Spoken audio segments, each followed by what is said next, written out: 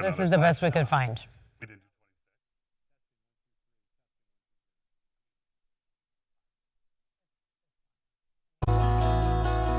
I wish you all the best I can. That I stop myself for a while. I'm saying things I don't believe. The panic's rising up in me. You want to tell me something new.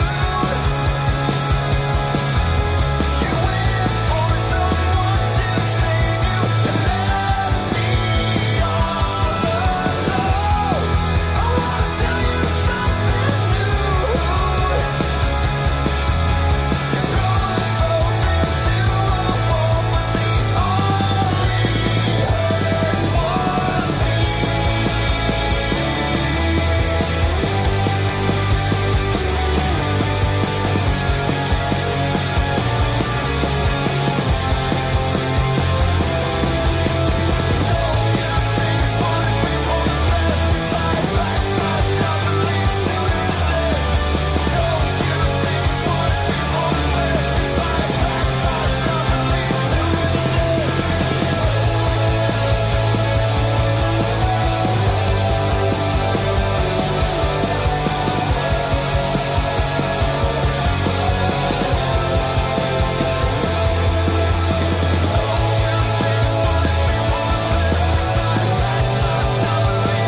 Hola, we are back.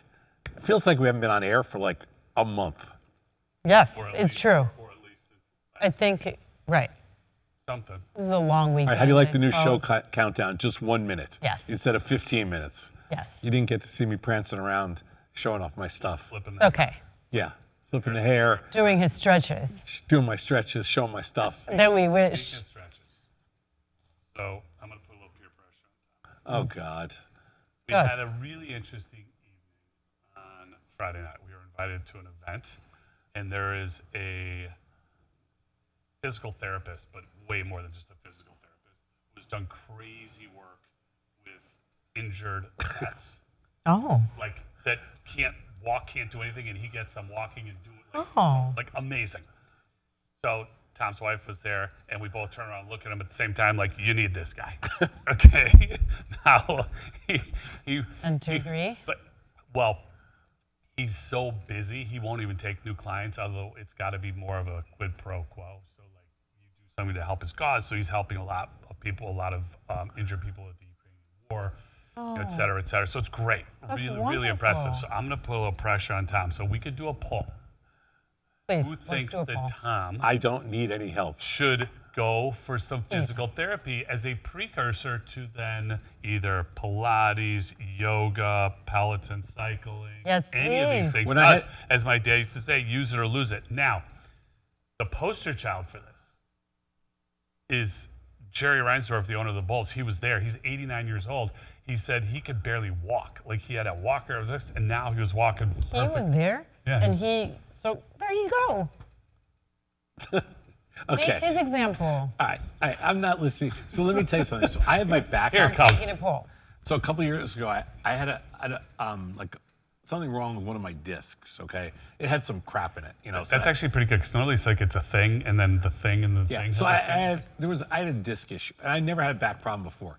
So I went to. I This, can attest. It was bad. So it was bad. It was like it was hurting. I've seen you. Yeah. Yes. So I went to Probably. this doctor, surgeon a buddy of mine went to, and he recommended this guy. So, and he was Italian. You know, Italian back surgeons, you got to worry about that a little bit. Gotta throw So, that so I mean, They make the you- best lasagna, but Yeah, not yeah. as surgeons. yeah, right. I mean, you'd kind of prefer a Jew, but you don't know. Okay, whatever. So I go see this guy, and he's banging out like 5 operations a day, right? Yeah. And so he's got 1 million people. But he puts me under, does the operation, whatever. And as I'm recovering, because it's a successful operation, but it's painful. As I'm recovering, he goes, they have this script, like you go do physical therapy, blah, blah, blah, all this stuff, right? Yeah. So I go to him, so I'm sitting there and he's checking on me and I go, physical therapy is all bullshit, right? And he goes, 100%. I'm like, I knew it. And then that was when I decided not I to go. apologize to all physical therapists Yes. who might be listening, as well as anybody who's ever gone to physical therapy, of which I have. Physical therapy is critical because critical. you need to get the use back to whatever you were doing. Okay, Yes. here it comes. We're going to get The one of these. mobility. We'll start doing this. Yada, yada, yada. Yada, yada, yada. Anyway, yeah, It was I'm fine. impressive. Bulls game was arguably the worst game that I've ever seen. It was a bad. It was the Bull- horrible. The Bulls game was Horrible. really bad. Yeah. But go Bears. Go Bears. Go Go Bears. Bears. 8-3 Bears. Yeah. First place, Yeah. 8-3 Bears. I'm one game away from cashing. We bet the Bears. One game away. We bet the Bears at the beginning of the season, 8.5. So I'll explain to you because you're not a gambler. Right. We bought 8.5. That means that they have to win 9 games. All right. So it's a 17-game season, so they have to go 9-8 or better. Didn't look good to start. They were 0-2, and we had put some in an app and some with some friends, and the friends were yapping, going, you know. Oh, yeah, I didn't hear anything from Chucky last night. No, you haven't heard anything from Chucky. So the friends are yapping, like, you guys are so stupid, pay daddy, like, how do you do this? One of the friends, who will remain nameless, Oh, I gave him a pay daddy.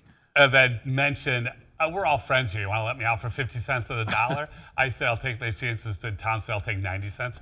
So they have to win one game out of the next 6. Oh, One game we win. that's great. Yeah, but the problem is they play the Packers twice. They play San Francisco. They play, Philly this week. We're going to win. We're going to win. It's Yeah. not going to be about a lot, but I think we'll get it. So go That's Bears. great. Go Bears. Go Bears. Yeah, yesterday was great. Bears Wait, game? Yeah. did you go for dinner on Friday? No. We had dinner at the game. We had dinner at the game. Oh, And it was It was all right. decent.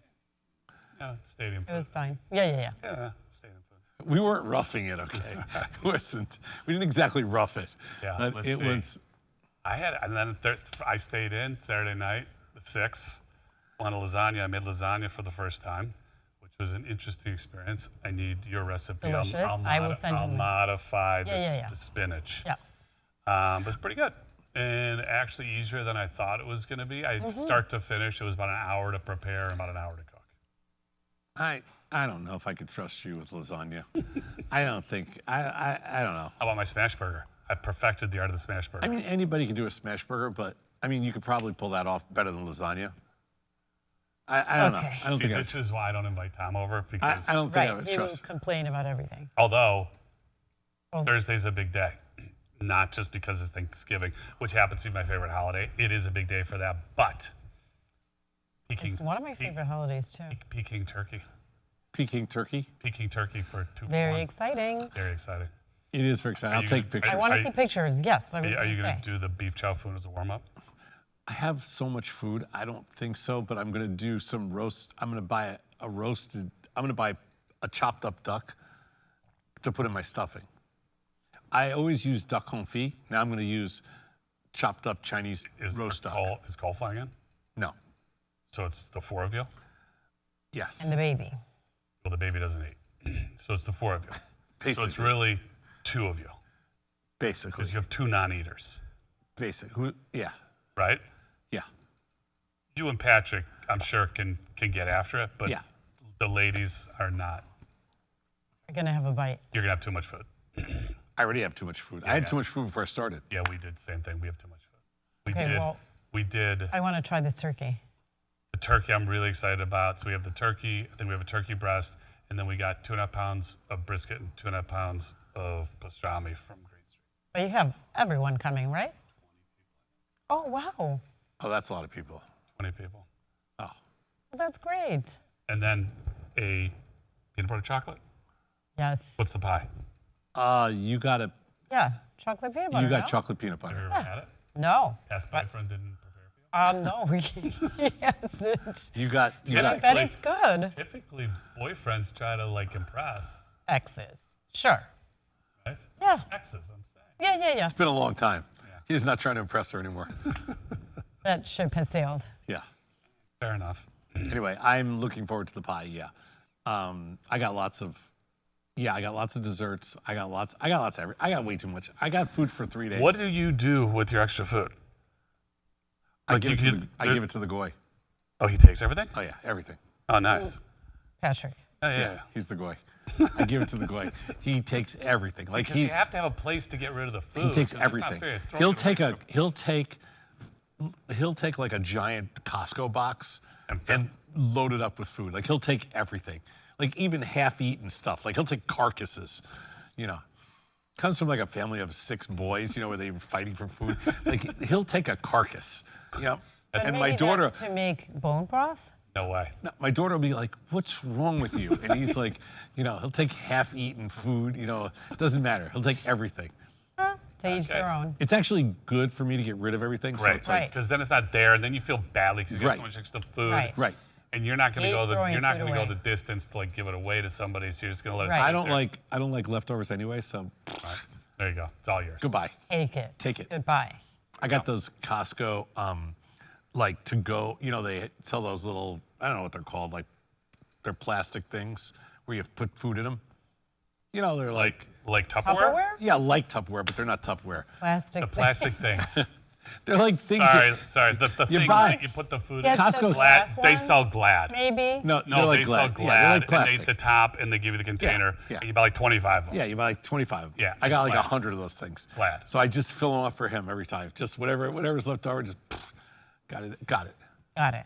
There. So, yeah. You have to decipher the Yeah. things. You know, The things, thing the that So goes- I got all this stuff, and I'm ready. I will tell you my new favorite purchase from Costco. Yes. Amazing. The mixed peppers, but the little ones, Oh. not the big ones, not the bell peppers, but the I don't know what just the Yeah, whatever. they sell those everywhere. What do you do with them? Eat them, cut them up, put them in salad. Wait, I'll in a just eat 'em. jar? No, they're in a bag. I know they do, but I Oh, mean, I get them at Costco. the little ones. Yeah. My daughter goes through them like it's They're amazing. popcorn. Right. Love them. Here it comes. Cut them up, Oh, put them in yeah. salad. You don't make friends with salad. All right, whatever. I mean, Do you ever eat a salad? No, I like salad. I just don't like making my own salad. I love Okay. making salad. Like I like buying salads. I don't like making Where salads. do you It's wait? the Oh, stop! easiest thing. You think green street's gross? I don't. Sweet green. Is I'm sorry. it? I'm sorry. Oh, You sweet think green, sweet right. green's gross? You think just salad's gross? No, I have never been to Just Salad. Okay, so tell me where you go buy a salad. I can't wait. Oh, here it comes. Mariano's. No. Mariano's. Yeah, you buy them. Here it comes. He's got a lady. Here it comes. I got a lady that'll make a great salad. Go ahead. Where do you buy a salad? I mean, I'm not that particular. I just don't like. You're not particular. You're the most particular person I've ever met. Ever. Sticking your finger through everything like this and then licking it and seeing if it's any good. Go ahead. Where do you buy a salad? I usually get Never. mine at Fresh Market. Yes. Okay, sold. Okay. There you go. Let's go. We got a show. We got to go. We have a show to. By the way, we need to tell everybody before we start, we are going to be on Monday, Tuesday, Wednesday of this week. And on Wednesday after the show, we're going to do a call-in show. And At approximately 11:30. approximately Central. 11:30 Wednesday. But also, we are going to replay this show at 6 p.m. Central Time each night this week. And then starting next week, every show is going to be at 6 p.m. So we're not going to do the show at 10 a.m. in the morning because our audience will be much larger at 6 p.m. at night. And it also plays out better because there's nothing we have to have during the day. So other people, people have things going on. So we're switching this live show, One Lucky Dog, till 6 p.m. Monday, Tuesday, and Wednesday, starting next week. And then on Thursday, we will play the call-in show. And, but also, another part of the reason to do it later is we'll get the end of the day of the market. So Yeah. So we'll be able, for the show, Yep. for our market wrap up, rather than now, it's 11-ish Central, 11:15. Now we'll get the close.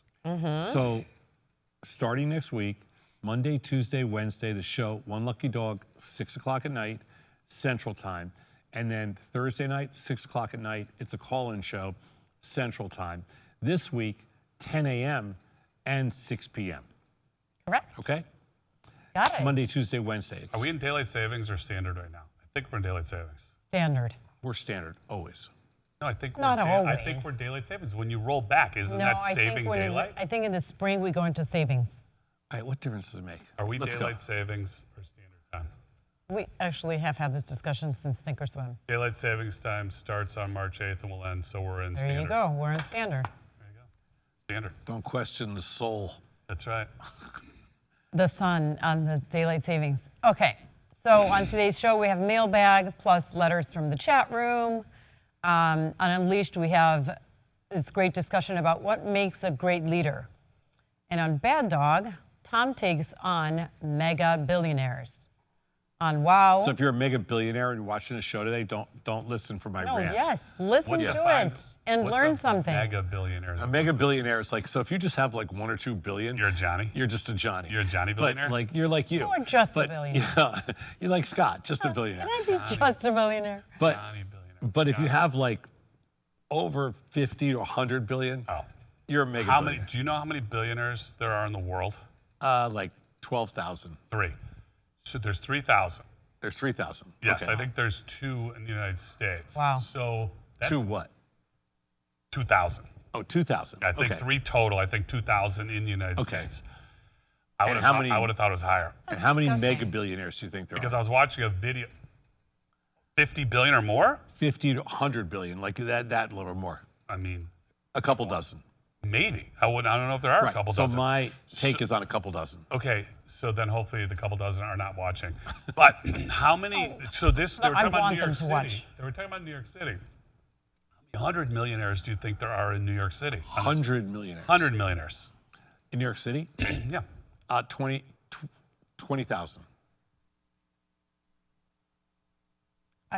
I'm going to say 30,000. Less than 1,000. I was shocked. Really? Yeah. Well, according to the video I was watching, Right. they were talking about the difference, but it was interesting what you can do, the difference between 100 million and a billion, and then the 50 billion. Then when you get up to those numbers, you're a But I you're a wonder if some pauper. of the ones that are in New York are just there, like they're not New Yorkers, but they have all the properties that, they have so much properties, No, but they're not considered New Yorkers because maybe they're Russian, No. It's people in New York. blah, blah, blah. That's Okay. Let's Well, all right. Let's go.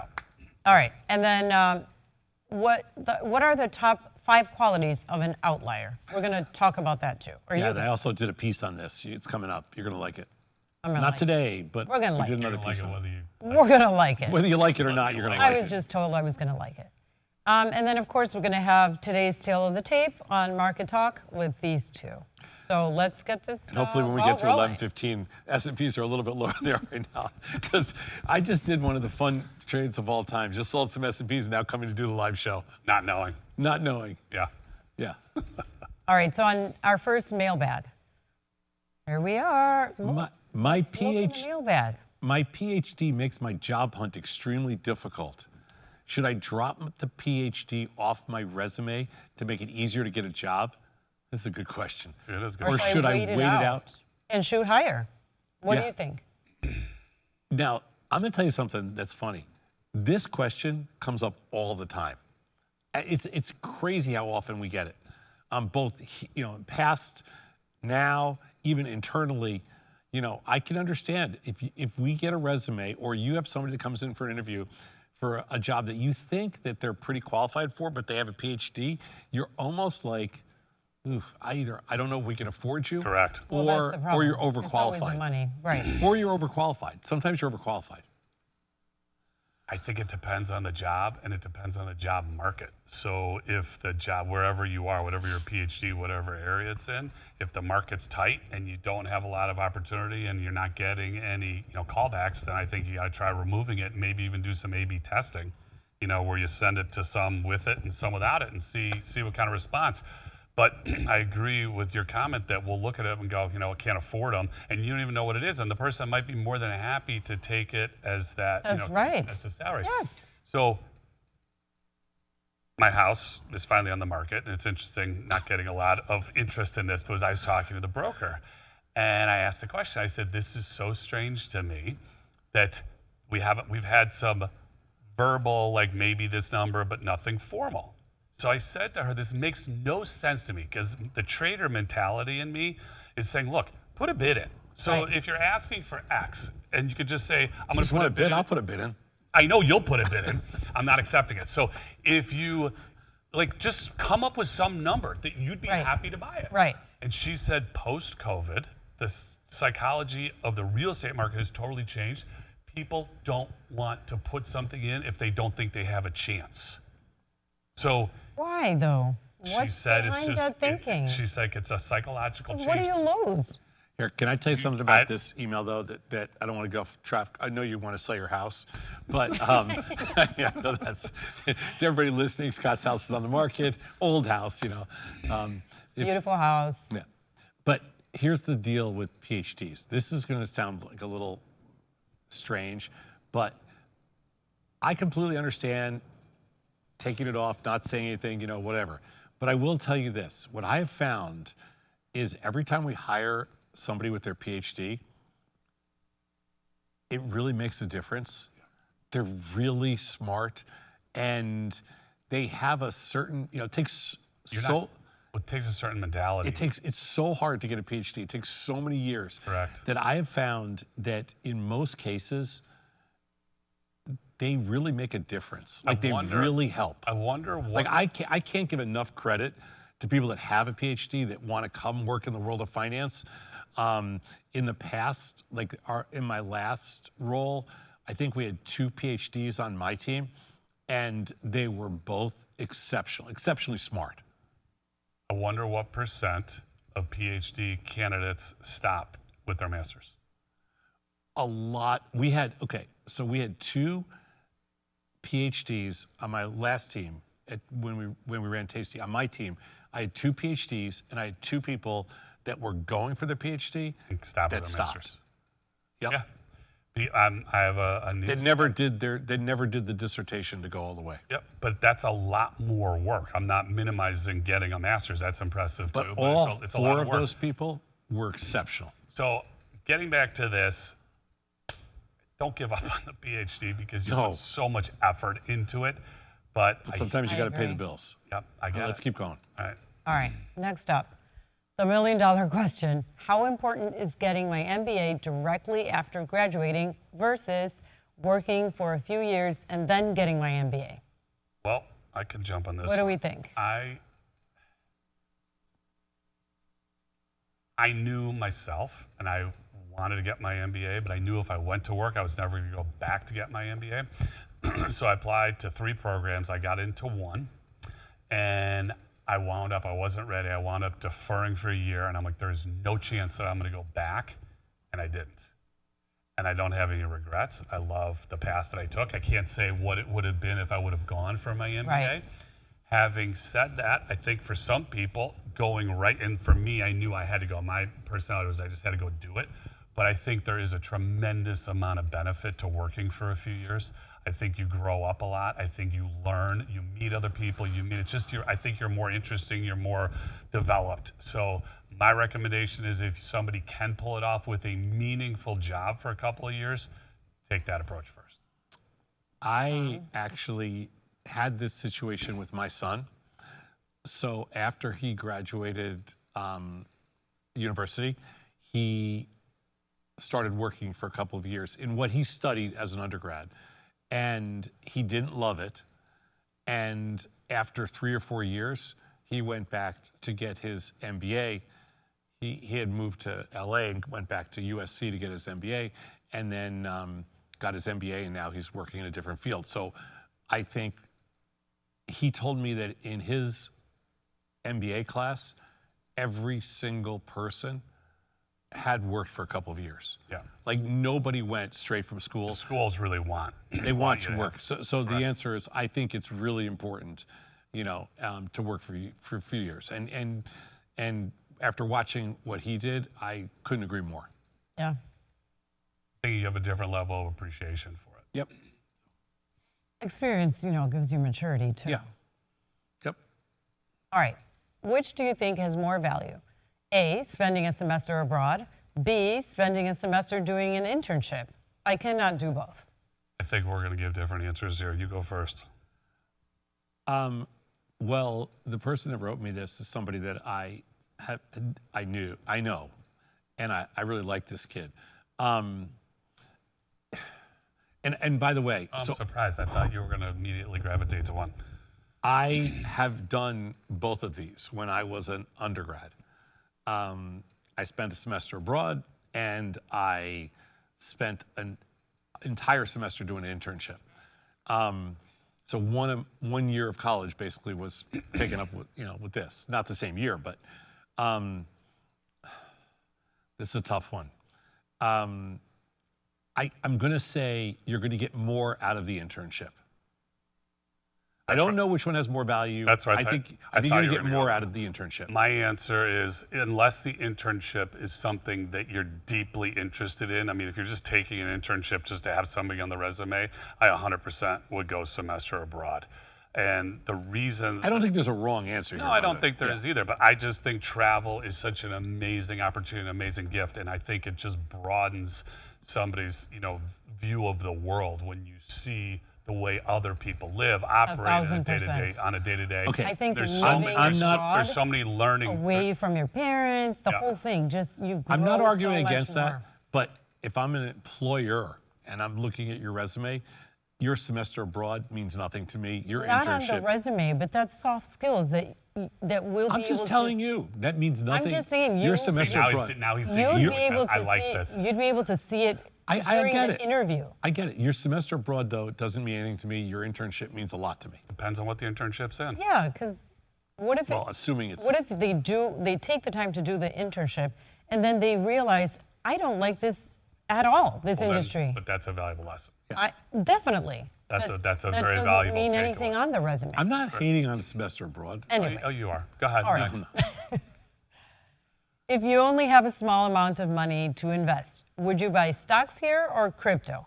Which asset do you think is cheaper? Oof. Which asset class do you think is Which cheaper? asset class? Sorry. First of all, less expensive.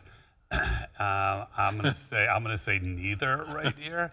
My recommendation would be, because again, you could trade, I don't know what small is, but you could trade, $10, $5, $10 of a bunch of stocks and of crypto. So I would sprinkle a little around the entire infield, and I would just cover all the bases, do a little bit of crypto and a little bit of stock. I don't think you have to pick one. Okay. Well, assuming that you have to pick one, because I'm going to actually answer the question. At these levels here, because I'm a little bit short the market and I'm a little bit long crypto, There's your answer. and I've been buying crypto the last couple of days, especially when Bitcoin got down into the kind of low 80s and ETH got in the like 2,800, upper 2,800, 2,850. I think crypto here is a cheaper asset class compared to stocks. I don't think either of them are cheap, like Scott said, but I think if I had, on balance, if I had to say which is cheaper here, crypto or stocks, I'd probably go crypto. Okay. All right. How much AI would you use in tailoring your resume for a specific job opening? So this is a new this is a little bit of a new phenomenon. This Revelation. This is a new use of AI. That every, nowadays when people are applying for, you used to just sprinkle the infield, right? Throw as many resumes out there as you can, and for every job you basically apply with the same resume. But now what everybody's doing is they are kind of customizing resumes to specifically for certain jobs, because there's certain keywords, there's certain, I think we did it the other day. You get about 8 seconds to make an impression, and in those 8 seconds, you want to hit a few. You may have AI looking at the resume to determine whether or not they Used AI. whether or not, well, not just whether or not they used AI, but whether or not they even want to talk to you anymore. Correct. Based on a few keywords and other things like Correct. that. So I think that I would have no issue with using AI to tailor your resume for a specific job opening. I think it's agree. probably smart in this stage, but don't make it pure AI. You better throw your own stuff in there. And It can't be made up. No, of course not. And my daughter, who is trying to find a job, she finally realized something, that the AI, the tools that were being used, weren't reading her font correctly. That's right. Remember I was talking to They you about weren't this? picking up her font correctly. So she realized at some point somebody triggered it and said, you need to go to some generic font, whatever it is. Yep.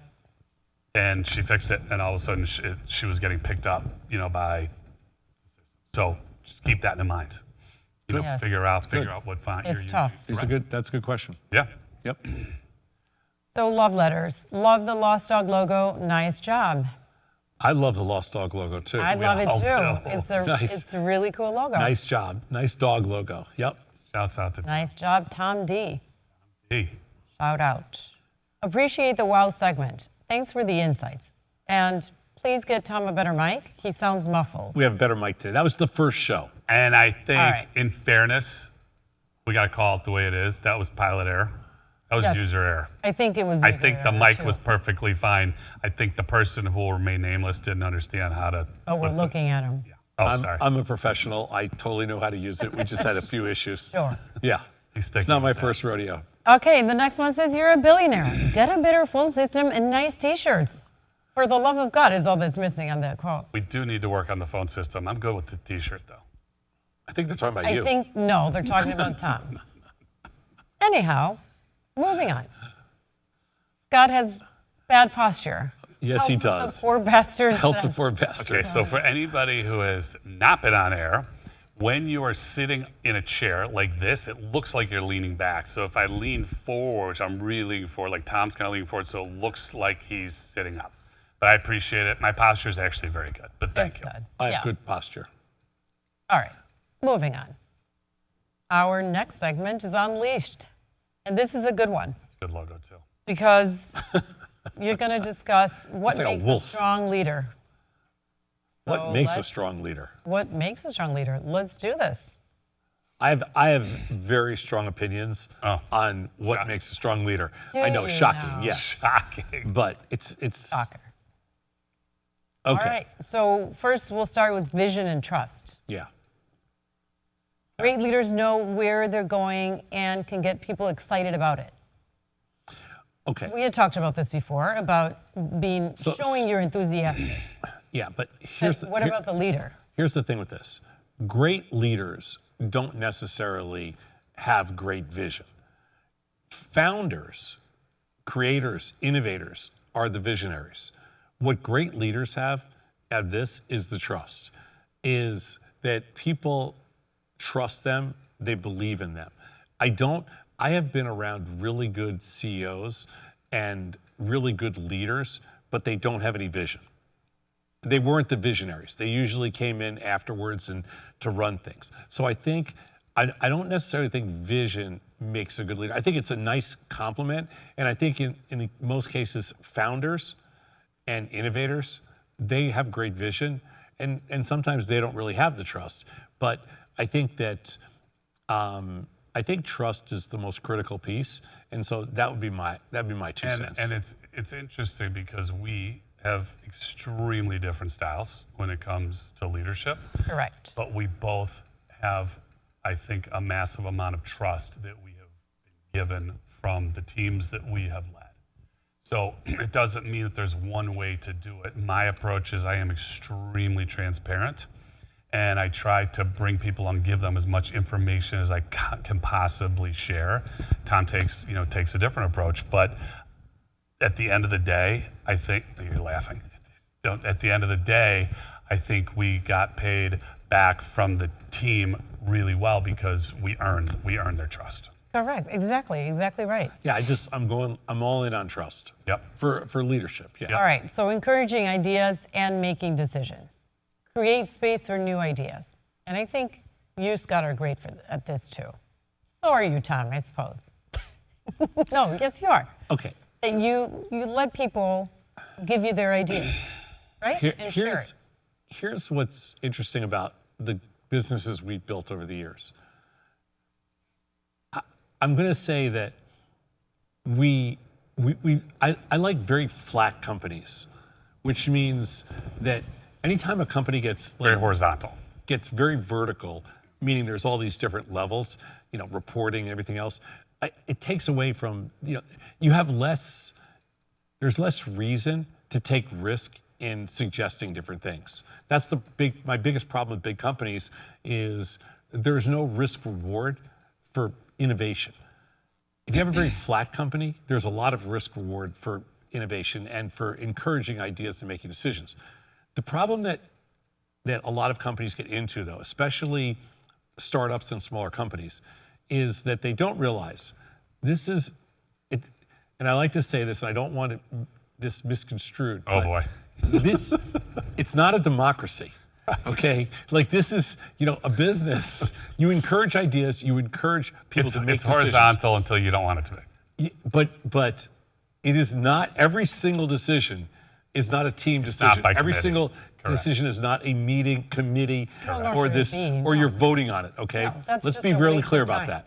Yes. As a really good leader has to Be decisive. be decisive. And, for me, again, different. I am a great listener, and I think most people miss out on that because I don't think most people listen. I think most people wait for their turn to talk. And if you listen, really truly listen to people, whether it's a teammate at work, whether it's a partner, whether it's a child, whatever it is, you're going to gain a tremendous amount of information. And for me, one of the things that I have been really good at over the years is listening to people and getting them in the right role. So moving people. I think a problem for a lot of managers, I'm not saying leaders, but managers, is that they have a square and they try to put it into a circle and they beat it over the head saying it's obviously your fault because I'm telling you what to do, rather than listening to the person and saying, look, you're a square, I have you in a circle, I'm going to move you into a square. Right. And then Tom, you want to I'm comment not on a the great listener, but a lot of founders are not good listeners. A lot of good leaders are good listeners, but a lot of founders, innovators aren't really great listeners. But that's just the way it is. Sure. What about emotional intelligence and resilience? critical. I think, so it says resilience is the other half of the equation, where emotional intelligence is the ability to read the room. Right. And that's a superpower. Well, that goes back to my comment to say listening. Right. And I think that most people, again, not a knock, I just think it's the way that it is. Most people in a general conversation don't listen. They wait for their turn to talk. Give an example of a leader who you think of a famous company who you think is just a really bad leader. I know we were talking about this. You mean a really bad leader because they don't have the They ability don't to read read the room. Correct. I mean, the person that probably stands out the most would be like Elon Musk. I was going to say the same thing. But that's just because, but he's also, probably the most recognizable, but I think there are definitely people that where I think for a lot of those, mega tech billionaires, that's an issue. I would probably say the same thing about Zuckerberg or somebody else like that. But So it's interesting because this is relevant. The New York Times, they have the daily podcast. They were talking about autism and the spike in autism over the last 20, 30 years, 40 years. Tylenol, right? Tylenol. No, what's happened is, which is really interesting, Fake news. it's the change in the definition of what is considered to be part of, and now Asperger's, which is, spectrum. I think, for sure Musk said that he has, or Yes, he something, did. right? Yes. And then they said in the podcast today, they were saying Zuckerberg's sister said that he was basically autistic, some level of autism, but they said it's a superpower for some people that they're so dialed in, but then they miss out on the social cues, et Right. cetera, et cetera. They So can't read the room. cannot read a room. I'm going to say a lot I- of developers might be too. A lot of engineers. I've been engineers. around. I have been around CEOs, in some recently that I don't think they know how to read the room. I've But also wait a minute. When you're around them, I guess it depends on the context with what the setting is. Do you think that they don't have the, and I'm not trying to be funny when I ask this, they don't have the ability or they don't care? Because there's a difference. I think they don't have the ability. I think if they had the ability, they would care. How, But I but also how does think- somebody, not as a founder, how does somebody work their way up? Because it's very political. In most businesses, it's very political as to who gets promoted at that top level. Like when you're trying to figure out How who's, are politicians unable to read the room? There's lots of people. How are sometimes, sports coaches and managers unable to read the room? I don't think, it's a skill. I mean, yeah, there's no skill. question it's a skill. It's a superpower. but there's lots of people that can't read the room. Right. And then for me, it's hard to imagine that they're going to stay in a position of power It's really hard. for very long if you can't read a room, because at some point there's going to be there'll be a revolt. Anyway, I think resilience is interesting because resilience kind of equals longevity, and longevity kind of equals, is what you need to be, to get to that point. Sure. Yeah. To be able to adjust and Yeah. pivot if need be. And the last comment I think is huge. People remember how you act under pressure way more than how you act when things are going great. And I say this all the time to my directs. Your team is watching you whether you think they're watching you or not. Period.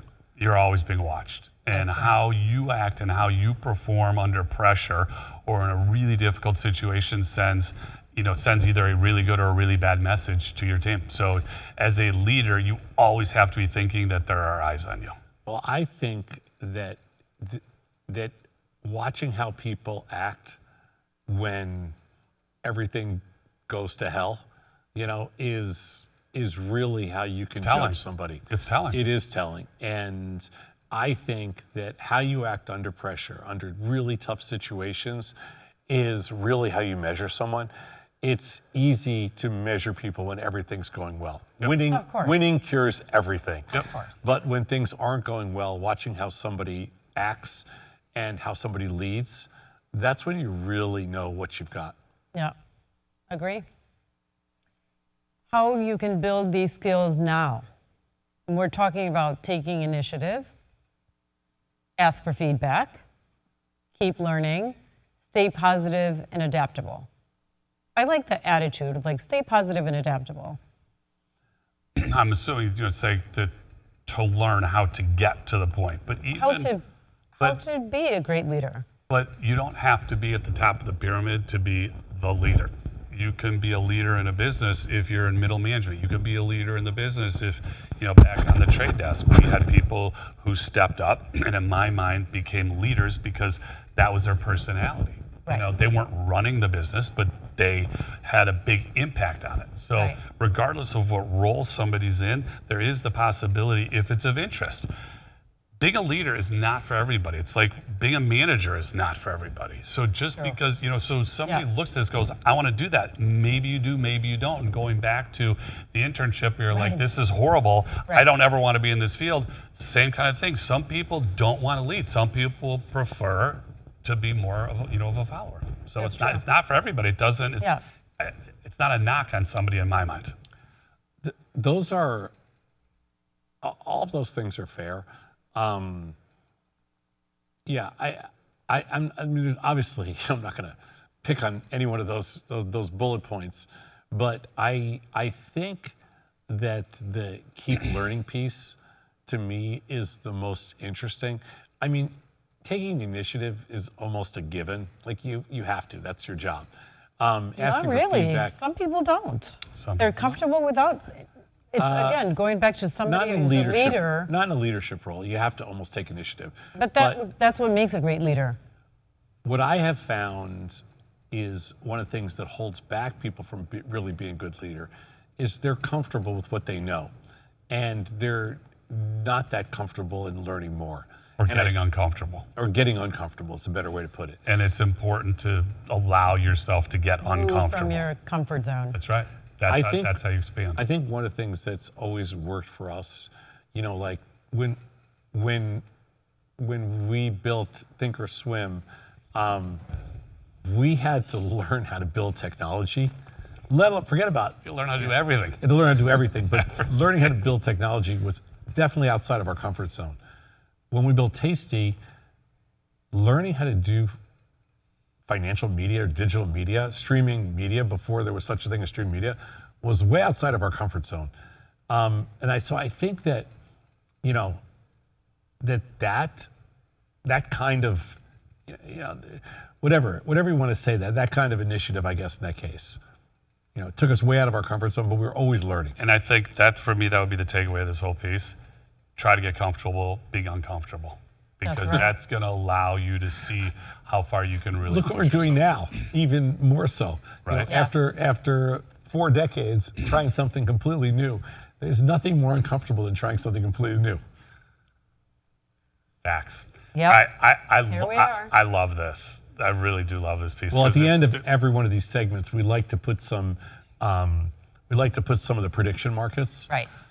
These are binary markets, by the way. And the reason I love this to me doesn't mean anything, because if you look at this and you read, if you go down the list, Well, we have another one's going to follow. But this we only have is a few weeks left. right. So this is 5 weeks-ish left. I'm actually surprised that somebody thinks that there's a 4% chance of any of these people leaving before the end of the year. I would say it's probably closer to 0.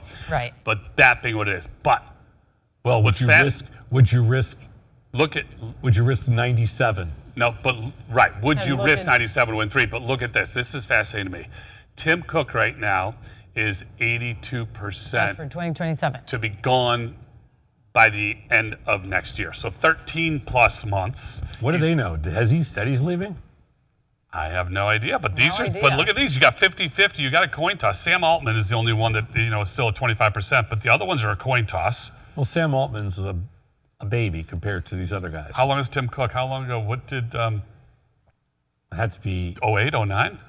It had to be. What year did I remember because we were still. I had to be 08 or 09. 08, 09, right? Yeah. So he's been, but he was at the company for Yeah. ever. So think about it. He's been running the company for 16, 17 years. I mean, Yeah. his times, listen, if he's going to go out with the stock here, But I like Good- the good fact run. that these guys are all. Everybody else there is 50-50. 50-50. Yeah. I wonder, what would get any of these guys to leave? Well, there's not a lot of money bet on this, but it's fun to see what the odds are. Yeah. Well, there'll be more money, I'm sure, coming in as time goes on. Anyway, good prediction markets. Would you take anyone? Who would you take there? I don't know enough about any of them. But I mean, Either do I. I would say Tim Cook. I mean, I don't know if Would you 82%. really- Would I bet 82 cents to what I To win? win 18? 15 No. when you're No. when it's all said and done, because you can't even cover because they never go to 100. No. So you have to. The thing that doesn't make any sense about, well, I shouldn't say, when you're making a binary bet, it's a little different. You're not going to scalp it for 6 cents. So you're kind of holding this to the end of 8. Well, I mean, if you bought something at 3 or 4 and it you went see- to 15, then right, but you know that you saw the markets with a Yeah. month and with 2 yeah, months left. 3 by So 97. it's not going less than 3 cents. Correct. Yeah. Correct. You made it right. All right. Well, we'll move on to our next segment, which is Bad Dog. There he is. Our little awesome Bad Dog logo. Yeah, it's a good Bad Dog logo. And this is a good one today. I really do want the Mega Billionaires to watch. I mean, that'd be amazing. Because Tom has a bone to pick with you, Mega Billionaires. So please, Anyway, watch this is a fun one. We had some fun writing this. Every day we do a small little short rant, 2 minutes or so, different topics. I'm all over the place. This week we're going to do billionaires one day.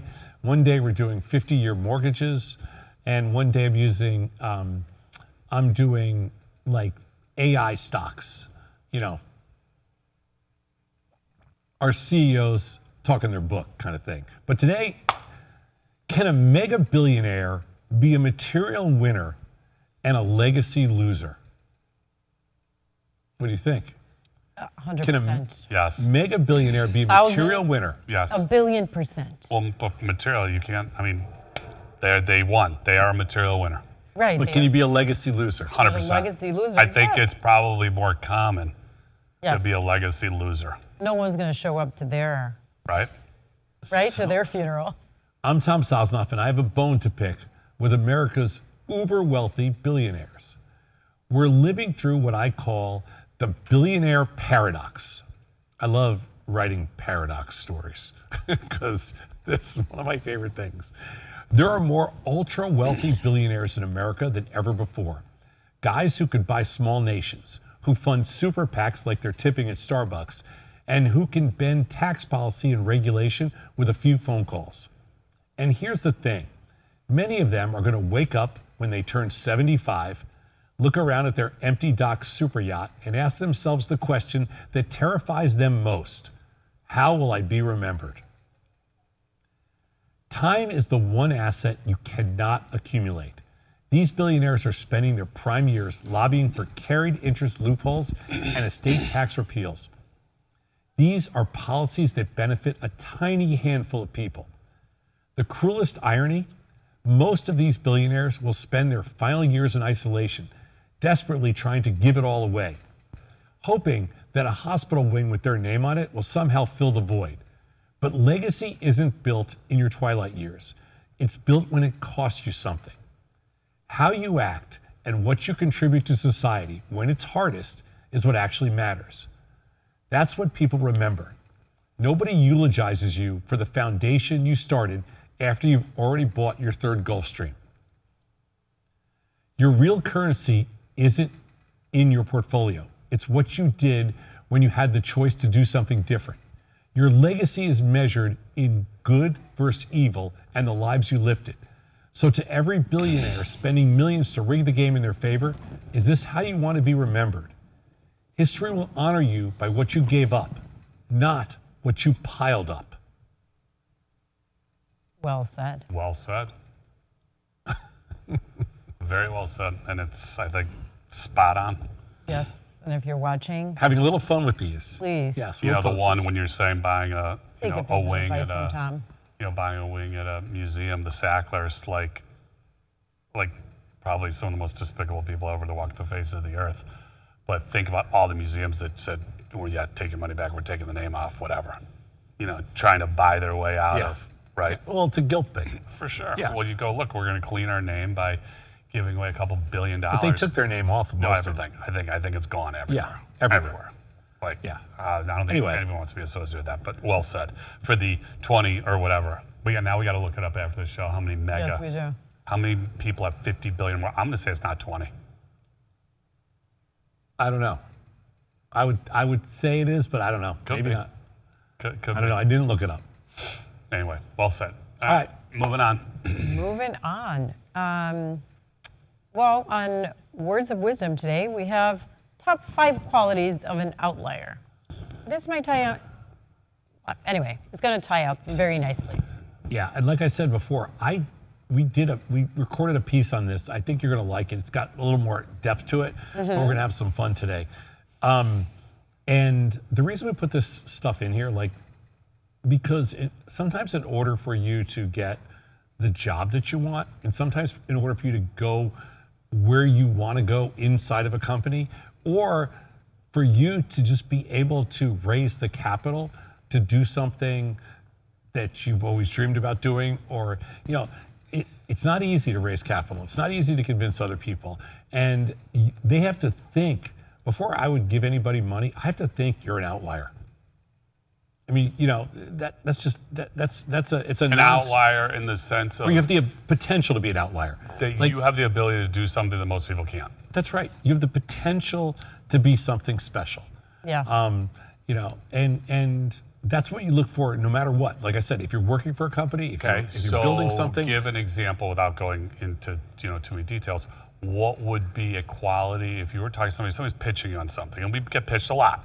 What would jump off the page? The conversation. What would jump out at you and say, you know what, this person's got that special, something. Well, what doesn't jump off the page to start Yeah. is the idea itself, because there's a billion unbelievable ideas out there. So the idea itself is not going to convince me to give them money or any of that kind of stuff. But you have to like the idea. Have you ever invested in something you didn't like the idea? Probably yes, but because Wait, you have? I think I have not something I hated. Out not of something- guilt or sympathy? No, just because I assume that, hey, I don't know everything about everything. Yeah, but you still have to find it to be somewhat interesting. Right. But what I find to be interesting is the person, not the idea. Correct. So to answer your question, what makes me go make that move, either invest in something or hire that person or give that person an opportunity to have more of a leadership role, is when exactly what this first slide says, when they can communicate clearly without ego, without drama, okay? And they, again, it gets back to that whole discussion on articulation, Yep. but somebody, I don't trust leaders, or I don't trust, I shouldn't say I don't trust, I just find it very difficult to commit a lot of resources to somebody who cannot communicate. Communication is a key, is really the key to me. And we have in the past made the mistake of either hiring somebody that was not a good communicator or believing in somebody that we could turn them around, that we can make them into a good communicator. You can't. And you can't. Or we can't. I'm not saying somebody else can't. We can't.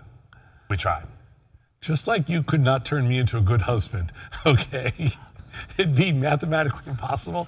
You cannot turn somebody into a good communicator, okay? Agree. So next we have demonstrate your expertise without drawing unnecessary attention to it. It's like, And again, is the ego. It's like the you ego. can show what you have and what your potential is without there's seeming pompous. Right. Correct. And it's so important because I think for me, and when I talk to people, if it comes out that it's all about them and their ego and everything they can do and they, I am a we and an us, not a me or an I. Right. So when I start hearing me and I, that's a giant red flag for me. I want somebody, I'll give you a Black-Scholes answer here. I want somebody that can answer a question about, Black-Scholes is an option pricing model. I want somebody that can answer a question about what they can do with Black-Scholes, not explain to me how the model works. Meaning what they could do with it, how they're going to use it for again, show trading. the potential Yeah, of the idea. potential, not their trading, but with whatever we're building or whatever we're doing. I love people who can demonstrate how smart they are, or you can just sense it without them having to tell us how smart they are. Right. Right. And believe me, there's a lot of people that love to tell you how smart they are. Oh yeah. I mean, it's one of the most unnecessary things in But I life. think that there's a reason that the expression power is in its non-use. It's the same. Yeah. It's the same thing. Yeah. All of these, you can get the message across without hitting somebody over the head, Correct. and that's what's important. I think that's true. Okay. This we're going to talk until we are faced. I mean, these are the top 5 qualities. It's true. So because be personable, genuine, approachable, and humble, right? I think that yes. The simple answer is yes. The best leaders you're ever going to come across are all approachable. We're not just talking leaders here. We're talking I understand outlier. outliers. If you have to be approachable. You have to be humble, and I think people know within 2 seconds if they feel like you know instantly whether or not you think somebody's genuine. Well, I would say this: right away you can tell if they're not. Right away you can tell. right. You can tell they're not. Yeah. It might take you a little while to figure out where's this conversation going, but you can tell right away. See, the challenge with outliers is, again, I'll get back to the capital raising or the money, whatever. It is very difficult to get from point A to point B if you don't have these skills. Anybody can get by on basically anything, but if you are not approachable, I can't tell you how many people are not approachable. In the business world, there's just it's just an insane number. Now, if you're working for a large company, a lot of people are not approachable because everybody's protecting their job. If you're working for a startup or whatever, or you're creating something for yourself, almost everybody's approachable. But isn't it interesting It's a different attitude. because Right. in a big company, unless the person's the founder, they didn't start at the top, right?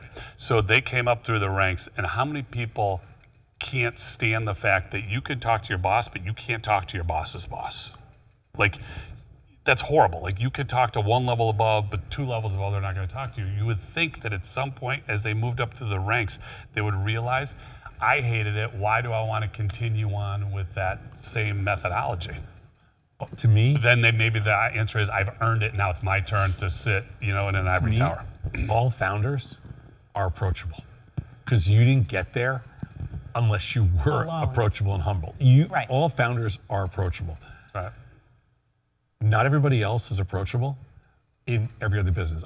The best example I can give for me and Scott is for the last 25 years, anybody that's ever written us an email or asked to talk to us, we've talked to them. No other business in finance has anybody ever done that, ever. Like this is not something maybe there's a couple different firms. Nobody in finance with building billion-dollar companies has ever been approachable on a senior level except for the two of us. That's true. Differentiate yourself in a meaningful way without exaggeration or distractions. I mean, these are all It's all basically the same thing. It's the same theme. It's not. It's yes about what you In a are meaningful capable. way. It's what you are capable of doing, but present it in a way that talks about the skill set Genuine. as opposed to talking about how amazing you are, et cetera. Go back. Oh, okay. So there are people that are capable of differentiating themselves that are not creative and that are not innovative, but they differentiate themselves with their personality. Like they're able to accept everybody, they can listen, they have all these other skills. Like there's lots of different outliers. You can be an outlier because you're super smart and you're super innovative, you're super creative, you have all these certain skill set. You can also differentiate yourself without any of those, but that you're just able to attract people to you because of your personality and because people believe you're a great leader. So there's lots of different forms of differentiating. You can be an introvert and differentiate yourself. And That's true. What people can't take is the exaggeration. What people don't like are when all the drama, the distractions, the drama. That's it. Show that you can make decisions quickly and confidently. I mean, this is something we probably talked about from the start. Yes, we have. And will continue forever. Right. Every crazy, successful entrepreneur I have ever met, or successful whatever, makes super fast decisions. And I have been around plenty of CEOs that can't order a pizza, that can't make a decision, that takes so much time to do anything. It blows my mind how they're in that role. And yet I've been around other CEOs and other founders, whatever. You set aside an hour to speak with them, and 15 seconds later, they've already made a decision. And I think that what impresses me most personally are people that can make really quick decisions. And the story I have to this is we were doing a deal once, and I was doing selling an exchange to somebody that ran a crypto firm, and I think I told this story, but we had 15 minutes to make do a deal, and we did it in 7 minutes. I mean that's happened a lot. A lot. For us, we've a lot. Yeah, I mean when we sold. If it takes us more than 15 minutes, we're not doing it. Do you think that skill comes from having experience? Sure. From having a lot of experience. Practicing, Well, trading causes you failing, because you have to trying think. again. Yes, and it's the goldfish mentality. Bad trade, move on. Good trade, move on. Doesn't matter. It's the next trade. You just got to be able to keep going. But we have made some large decisions fast. I once made a decision to sell a firm over at a breakfast meeting, and we did the deal before our breakfast came. So from when we sat down to before the breakfast. Nice. I once made another deal with somebody when we were it was quite a large deal, and we made it when the other person was going to the bathroom. Okay, that period of time, maybe it was 6-7 minutes, done. So Nice. I love people that can make quick decisions. Drives me crazy when people take a step back and think about something for a while. First of all, the deals generally don't get done. If somebody makes a quick decision, it's basically a done deal. I have only had one situation in the last 20 years where I made a deal with somebody, they made a quick decision, they were a trader, and they backed out. I've had one time. I'm not naming names, but that was bad. I'm not naming names either, but it's the only, and here's how crazy that You know this situation. person? No. You know the Here's firm. the crazy situation about that deal. when they made that deal with me, I was convinced. Convinced. I went back and told our board the deal was done He's a traitor. because he's a traitor. He's a traitor. Your And word. I said, the deal's that's it. done. Your word. He said he's. I go, he there's said no done. chance that they're backing out, and they backed out. Wow. And I couldn't believe it. But that's one time in 25 years. Usually fast decision makers, done, move on. Yep. All right, cool. We have our beautiful Lossdog technology to show. You know, what's happening now is that we're getting very close to launching the Lossdog technology. And we have an incredible offer coming for the first 100,000 people that sign up for, you know, our new Lossdog technology. It will, if you're looking for something or you already have a job and you want to kind of know what your value is, or you want to give yourself an opportunity to increase that value, the more information you give us, the more your value goes up, because we're able to, you know. But the cool thing about Lossdog technology that we're building is you can also plug your resume into any role and Right. see kind of where, Right. you know, where you are. Sometimes it doesn't necessarily make sense. You can't say you want to be a doctor, you know, with a theater degree. We're going to But be talking about this tomorrow, I think. we'll still show One you. of the shows this week. Anyway- How a career change and how we will help you. But this is one of the pieces, path to success, and we have lots of different. There's tons of different information here that just gives you, based on your own resume, just gives you ideas about what you can do, different exams you can take, different classes you can take, different things that can change, you know, your career trajectory. Right. Cool. Yeah. Very Cool, cool. cool. All right, and last but not least, people's favorite market Don't get too talk. excited about that. Oh, we get excited. Hold on one second. We gotta. Yeah. So this is kind of a crazy day after Friday, because Thursday's a big down day last week, and then Friday's expiration, and Thursday S&P's down 100. They were up wasn't Thursday, they were up 125 and closed down 100? They closed down 105 or something like that. Yeah. In the morning, I don't remember exactly what they were, but they had about the 2% turnaround. And then on the Friday, they rallied from unchanged in the morning to up S&P's 100 and up 110, 115. 110, Close, 111. That was a little painful. on the close, they traded only up like 55 and then closed up about 75 on the curb. So the good news for you, if you sold premium before we started the show, SPOOs are up 83, which is right where they were. Okay. So if you sold some premium, that's got to be pretty good. NASDAQ's up 540. Yeah, I was worried about the NASDAQ today because last night when I logged on, Google was up like $9 or $10. Well, it's up 14. But what's interesting, these stocks, I'm looking at some big ones. So you've had some of these stocks get crushed. AMD, Micron, NVIDIA, and I wouldn't say crushed. well, from the highs. I mean, when you have Okay, a few you have dollars. I'll NVIDIA, you have NVIDIA on earnings opening up to 196 or something, traded down to 180. That's a big move. Micron has been hit. It went traded 260 down to 190 something. It's now up 15 to 222. These things are moving, and that for me right now, what I'm finding to be interesting is how big some of these moves are over the last week or so. Look at Tesla right now. It's up $27, $28. What happened with Tesla today? Everybody needed it. Everybody needed it. Everybody needed Tesla. I mean, the stock that was interesting to me this morning that I got long pre-market was Oracle. I've already taken it off, but it was down a couple bucks this morning. And you know, that stock went from 350 to 196. Yeah, but it went from 246 to 240 to 356. 356. Yeah. But the market. That's why I'm saying these moves, we're seeing some really sizable moves in a lot of these really, big stocks. I agree, and it's So you got Bitcoin is back to 87.5. So that's which had traded down to just about 80,000. Yep.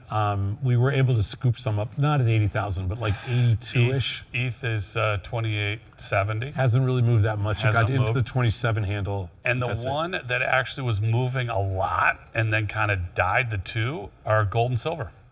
Gold and silver were both moving at some pretty good clips, And gold now it's just settled in just a little under 4,100, and silver is just under $51. So Yeah, I mean, there are some stocks though that, like Apple's, still pretty close to its high.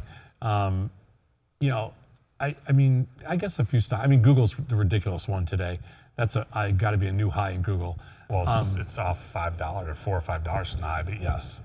Okay, but so I'll tell you what I did this morning, just for kicks and giggles, which is Sure. not that great.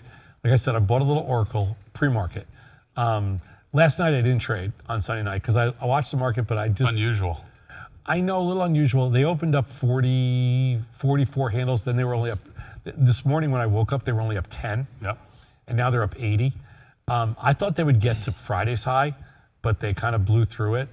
I usually don't like shorting the market after a big up close on expiration. This tends to be a weird week. I know everybody goes, well, on Friday of this week, they're usually rally, blah, blah, blah. But I've been seeing many of like these Thanksgiving weeks where they don't do what you think they're going to do. But so far today, I've sold some S&Ps. That's probably my biggest position today. But I saw them mostly up between 66 and 77. I sold some SPX strangles right around there on the open.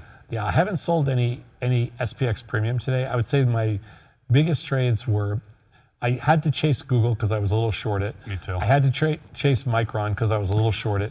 That one was a winner for me. I wasn't short it. That's a winner. So that's a winner. If it's up and I'm not short it, then that's a winner. I did sell a little Micron. I sold a little AMD. I'm short a little Apple. Yeah, I'm not short Google. I just had to roll up puts. I'm not short Micron. I just had to roll up puts today because I was short. Now I'm not. What hurts me today are the Qs up $13. That's a huge move in the Huge Qs. move. I mean, NASDAQ up 500. 500. It's a lot. Yeah. 542. Yeah. So I am short S&Ps. It's a little early in the day to be up 500, unless they're going to be up 700. Short S&Ps today. I guess that's my biggest position, other than Oracle and some other things. I guess I've been a little quiet today. I am looking for a spot to get short NASDAQ. I think it's too early today, maybe tomorrow. And I don't have a specific stock I want to get short here, but there's plenty of stuff getting ridiculously expensive. Agreed. I'm a little more bearish on Google, I think, than you are. I just think this move is a bit overcooked, but yes. Well, it's a bit overcooked, but like, Doesn't mean it's not going to keep going higher. I mean, this is the Warren Buffett, this is like this